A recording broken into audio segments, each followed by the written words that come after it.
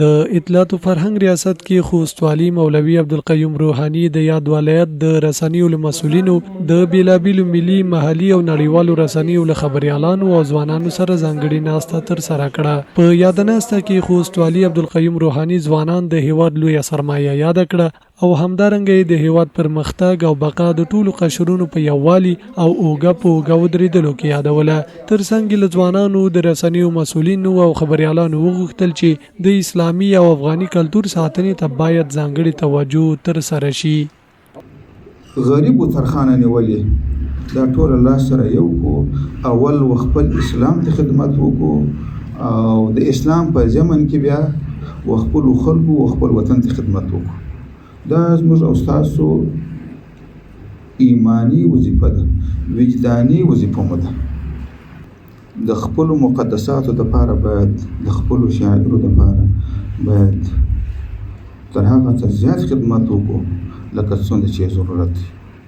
چې په هر حکمت وي باید پردی نه کو، باید خپل کو، خپل مدعي باید په فرهنګ کې، په کلتور کې، په وطنداري کې، په اسلام کې، په هر جز کې باید ځان کو.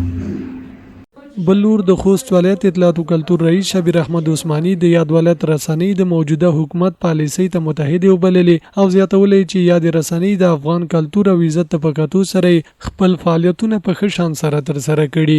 خو ترڅنګ یاد برخه ته د لازیات پاملرنې یادونه هم وکړه.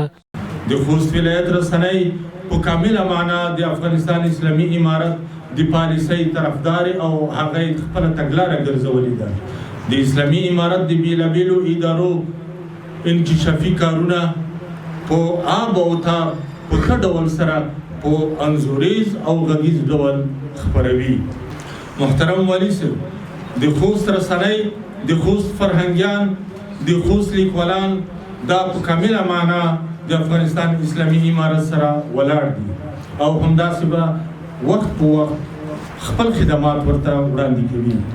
د یادولو ده چې د غونډې ته راغلیو د بیلابیلو ادارو مسؤلینو او ویناوالو د هیواد بقا او پرمختګ د یووالي ترڅنګ د دیني او عصري علومو په ترسره کولو کې یاد کړل.